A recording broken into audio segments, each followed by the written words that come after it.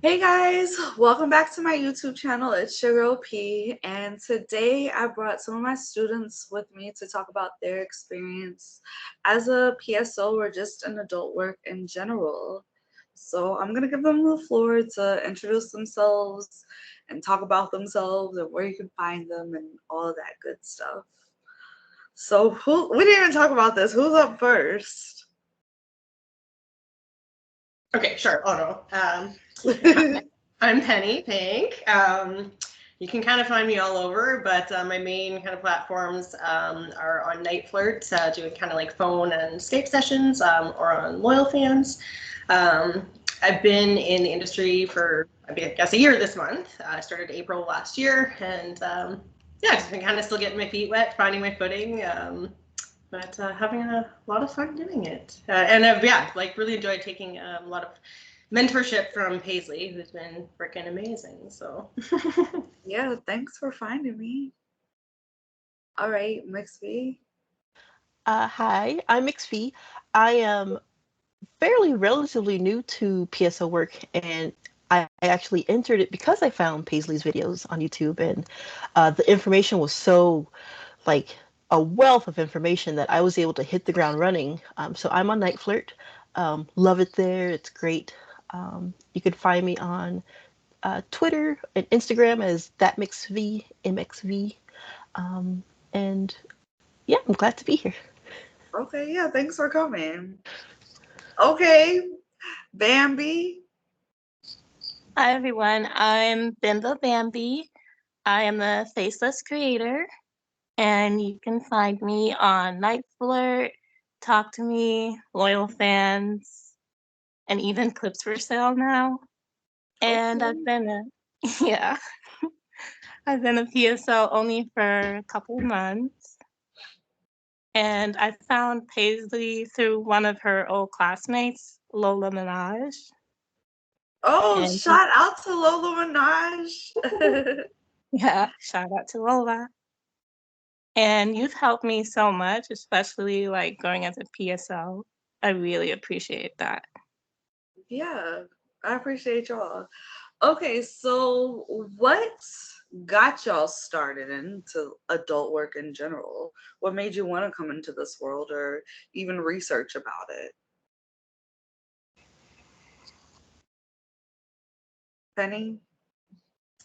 um, well, I kind of yeah, I was already like self-employed and worked from home and all this stuff, and I had a business, but the last couple of years I was just feeling really like, yeah, I'd been doing the same thing for like 15 years and I was kind of bored and just feeling unmotivated and didn't really have any like room to move, and just wanted something else to kind of supplement my income, but I didn't really want to go like do something entirely different out of the house. And then a couple people like my mom and my now boyfriend suggested like, why don't you try like some sort of like adult work. And yeah, I decided to start doing some research, and it seemed like a pretty viable option, and that was a lot of fun. So here I go now that is my full-time like gig. Pretty much moved on over. So how was that transition? Because a lot of girls, like I was fired, so I didn't really have a choice. But some people transition from having these jobs and doing this part time to being full time. How was that for you? Honestly, like I feel really like privileged and lucky in the way that like because I kind of already had the flexibility, and like it was working for myself essentially. Like I was kind of able to just like pull out little pieces at a time, so I didn't have to fully withdraw. But when it kind of just came to this point where it's like, well, I can't really do both to this degree anymore, and this is where I felt I really wanted to be. I started to just slowly pick away at the pieces I could until but yeah, I think it would feel a lot scarier if I were in a position where I had like a full-time job that I had to completely let go of to transition at once. It probably would have been a lot harder to make that leap. Yeah, I can only imagine. I was kind of just thrown out there. So I got fired November 10th, and it just felt like a big relief. Like I felt excited the moment they told me like I'm not like I don't have to do this anymore. But at the same time I had no clue what I was going to do. and that was November 10th. November 26th was my first day on Chatterbait. Wow. So in between time, I binge watched YouTube videos on camming and all that. I would be driving around doing DoorDash, listening to these YouTube videos on how to cam. They'll take the order, but I'm listening, coming back home, 3 o'clock in the morning, up all night, watching, just taking notes. Because I needed to make money. Into it. Like, why did you choose that? I always knew I wanted to do something in the adult with sex. I've just always known. Like when I was in high school, I should be like, oh yeah, I want to be a sex therapist. Like I've always, it's just been there. So I thought, I was like, well, I can do like post on like the hub or something, but I didn't really understand how people would get paid through just making videos and posting there. And I was like, okay, that doesn't work. And then one of my friends I went to high school with, she was on Cam Soda. I'm like, what is Cam Soda? So Cam Soda was probably my introduction into what a cam site was, but I chose to go with Chatterbait first because I sat there and listened, and Chatterbait just sounded at the time like a better fit. And got on there and haven't looked back. Been doing it full time since. What about y'all two? I'll go. I started like online sex work at the end of like 2021. Just kind of got into it because I was always a kinky person, and with my previous partner, I could never like express that side of me. So once I was with a supportive partner that was like, let's do it together, we started making like boy-girl content, and then I started camming and had no idea what I was doing. Made so many mistakes, but having fun doing it. Mm-hmm. Had to eventually stop after a while because life interrupting got to the point where it was like, okay, I can't do this to the extent that I would like to right now. And it was only like near the end of last year again where I was like, let's look into what more there is. And I found your videos and I was like, phone work is still a thing. And I was like, I could just talk to people and be paid for it. And so I tried that and just love it. Just love talking to different people, learning their secrets, and like giving them comfort when they need it. And it's definitely not something that I thought I would be good at as fast as I was. And I credit that because I was able to do my research first and like get the best tips and tricks of like how to set things up and set myself up for success. But working a full-time job along with the PSO work, I've got that security of like, if I don't make my goals this day, I still have my full-time job. But there will come the day where I can make the switch and just be like full-time PSO sex work. Yeah. I'd say people that are working their full-time jobs do not rush into quitting because, I mean, just say your first month you make $4,000 or $5,000.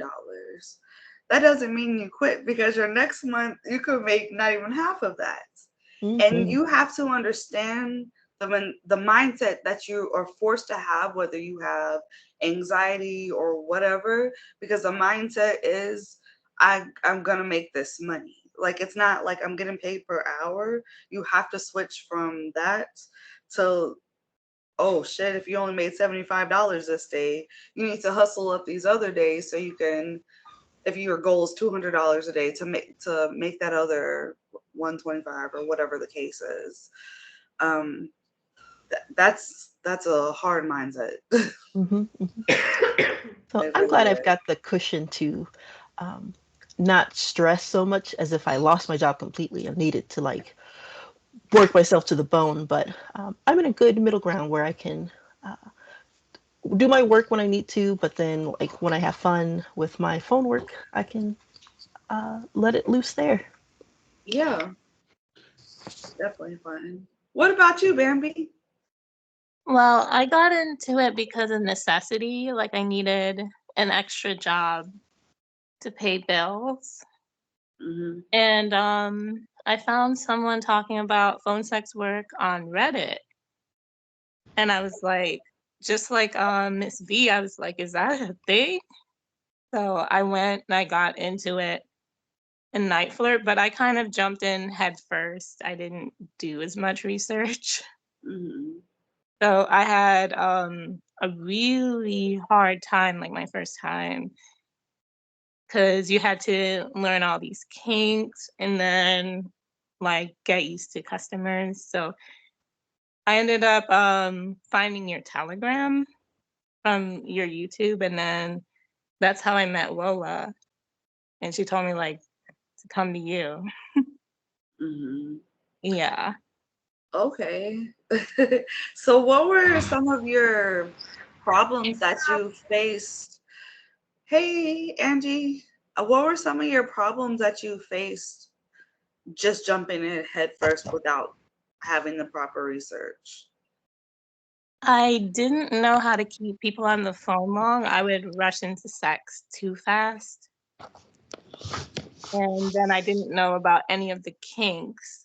So, like, my first call was actually from Dom, and I knew nothing about being a Dom. And I was like, oh shit, when the guy, asked me like to boss him around, I was like, how the hell do I do this? So, I was trying to make it up on the fly, but yeah, it was a total disaster because even he had to take over and be the dominant one because he realized like I couldn't do it.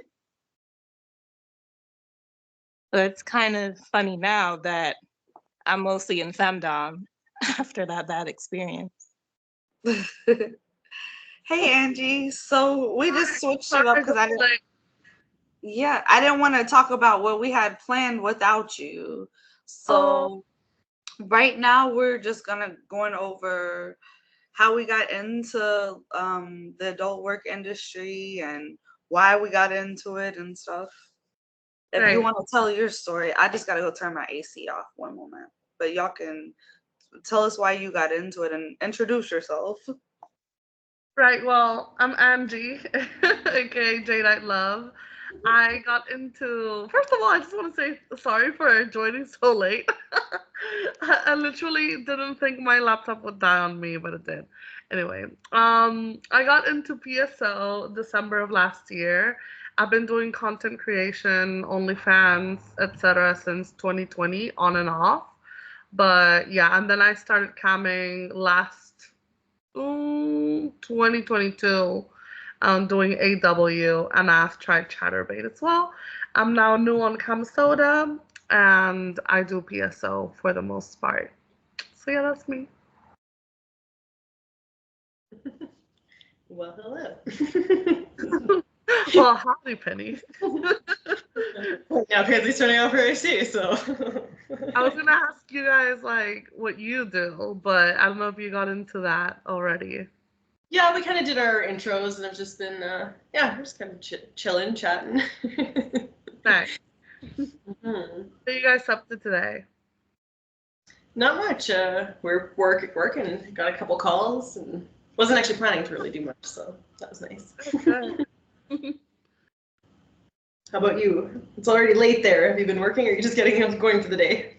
No, just like I'm getting ready now to start working because I was just doing stuff during the day.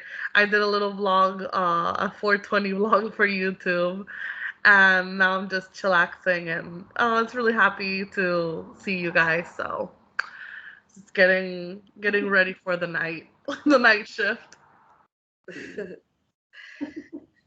Yeah. Um, so what else were we gonna talk about? Did we talk about like how to stay anonymous and all that? We could talk about that, especially while we have Bambi. Right.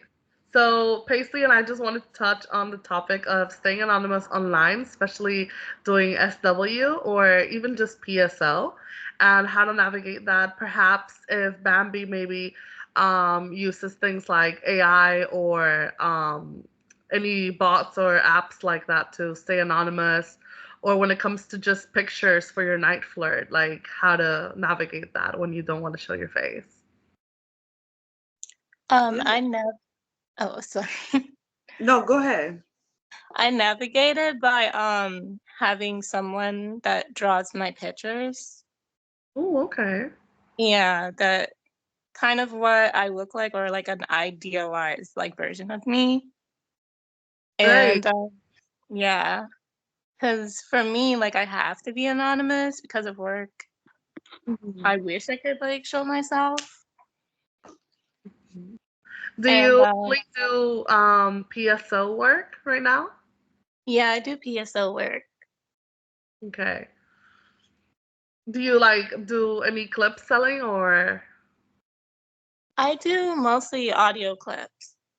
So how are your sales being that you don't show yourself at all? So surprisingly, they're actually good, like on my audio. Like I made a lot of money from selling clips like on Niteflirt. Mhm. Yeah, they were pretty popular. What kind of stuff do you make them about? Like, what do you do? I mostly do femdom because I really like that genre. I also do like bimbo type stuff, but like 90% of them is femdom based. Oh, okay. So like kind of bratty dom. I'm more of a playful dom. Like I like to mess with your head. I like that. Yeah, that's really good. I think that's something a lot of people don't. They'll be like, "Oh, I can't make money. I'm just not going to show myself." But you don't have to show yourself at all. And audio content will sell as long as you're consistent. Yeah. Do you guys use any specific apps for like selling your audio content, or do you guys find that you just use Nightflirt for that, for example, and just like sell your audio content there? Or so the app I use is InShot. I like that app. Like to Okay. set up my content. It's really good. Yeah, But I like, love using it for video edition. what about to sell it? What's your favorite platform to sell it on? My favorite platform is Niteflirt and TalktoMe to sell it on. I'm still Okay. testing out Clip for Sale, so I'm not sure how that will go, but I'm hoping like it does really well. Okay. Cool. Right Nice. now, I just don't feel like making new videos, but I have like hundreds. So what I'm doing is extracting the audio and using that for my audio content and censoring the stuff out. So I guess when I've done a full month by the end of May or like this time in May, I'll be able to tell you guys like where I've sold the most audio content from, like which clip sites, in my opinion, brings the audio sales. So I sell my audios for anywhere between 10 and 15 on there. So I'm gonna report back in, but it's definitely for me, even though like I'm not an audio creator, it's been a way to one, buy back my time so I don't have to just continuously make content, and the time and effort and all that it takes to make the content, I already have it. So just finding ways to repurposing what I already have. And I mean, if you don't want to do, because repurposing I think is really, really big. Um, if you don't want to extract the audios or do censored, you can always make compilations if you have a bunch of like SPH content or a bunch of sissy content, and just make compilations of those and make, unique videos without having to make more content. Yeah, I was literally just following your advice the other day and filming every single fart I had in me. Just taking videos of all my farts and making a compilation. And yeah, like Bambi said, using InShot for it, which has been great, and just extracting the audio from the Snapchat clips. I don't know if this is just me, but I use Snapchat a lot for filming, especially short videos. Not just for the filters, but I don't know. I just find the video quality to be pretty good. And then when you upload them, it takes less time than when you upload a regular, like just from filming on your camera. Maybe it's just me, but it's been my go-to. But yeah, it was just like filming all my videos of me farting and extracting the audio, and now I'm gonna make the actual posting of the video. So Oh, that'd be real cool. yeah. Very nice. Yeah. I think. Oh, go ahead. I was just gonna say, when you said that, I was like, why did I think of that? I'm a huge farter. So yeah. I've started an audio series on Niteflirt, kind of like a podcast, and I actually use GarageBand to record the audio. It's free on any Apple Mac Right. MacBook that you have, and it's like, oh, it's pretty good for adding effects here and there and being able to export it as an MP3. I've made, well, one sale so far, and then a request for custom audio, which will net me a nice little chunk of change. So I'm looking forward to spreading that out to like mini vids and clips for sale and seeing how it does there as well. Yeah, Yeah. that's awesome. What do you do it about? Like, what's it on? Basically, the premise, I call it Tales on the Telephone, and basically it's me telling the secrets that I've learned from the stories that guys tell me without any identifying like Yeah. information. But the first one was a small penis humiliation, encouragement, not quite degradation, but just like a little short story about a guy with a very small penis and what I would do to guys with small penises. Love that. What a vibe. That's really cool. Do you like to write? Like write content? I do. I was a big fanfic writer back in my day. So uh, it kind of takes that vibe of me just like writing short erotic stories and then recording myself telling it. And I had the idea of like making the script as well and going like including it with. But thanks to Paislee, she was like, sell it separately, it'll sell. So I'm going to start splitting those up and they can either buy the written version or the audio version. That's a really good Hopefully both. idea. Yeah, Yeah. hopefully both. I think something that's not talked about with people that don't want to show their face is a couple of things. One, you can't just go screenshot stuff off of Google and use that. And you can't just go take a screenshot of a model's picture off Instagram and use that either. If you're going, there's sites, I don't know them. I've never tried to learn them because I don't care to, because I want to talk about what I would do if I was audio only, but there are sites where you can buy the models from that give you their IDs and the model releases to use for those women. And if you do not have that, you cannot be posting them. With that being said, I wouldn't use another model, and here's why. You may not think it now, but you may want to get to the point where you do show yourself. And so if you've built up your fan base around a model that absolutely does not look like you at all, it's going to be hard if you just start showing yourself, and you'll have to like rebuild, like, because rebranding that just probably wouldn't make sense. So there's that. One, even if you do have like nude pictures of her or video clips or whatever, it's only so many you're gonna have. You're gonna run out, and you're gonna like the money that you're making from doing this, and you're gonna be like, damn, what do I do now? So if it was me, I would just have graphics. I wouldn't have like fake models. I would have a color scheme, how I want to do things, and just use my graphics, make the stuff in Canva if I needed to, and post it versus a model's picture. So therefore, if you ever do decide to show yourself, or even maybe be faceless but show your body, it'll make sense because you've never even showed yourself before. So that's something that I would like more people to think about when they get in, especially not just taking the Google pictures. Right. I always wonder how, I guess, faceless models, or at least models that use other models' pictures to navigate like custom video requests. I guess they just don't take them. I don't know.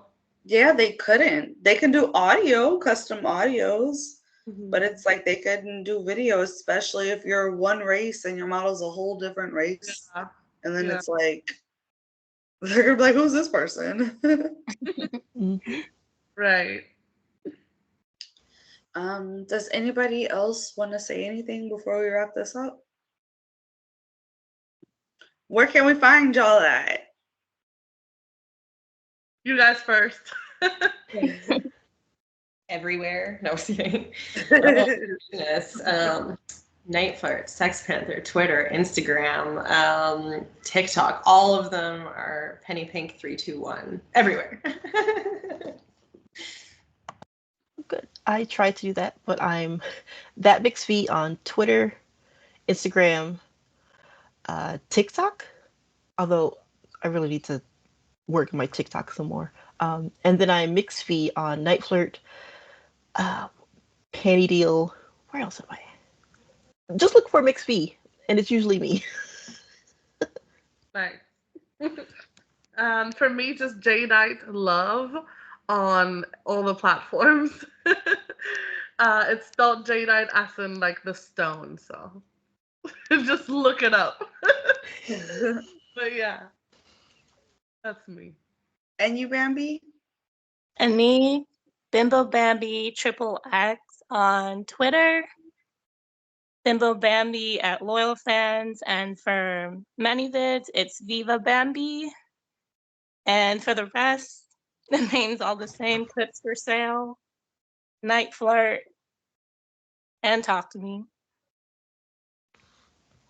Okay. Well, thank y'all for coming on here. I appreciate y'all. Thanks for having me. Thanks And for us. having me. Good night, guys. Have a good Bye. one.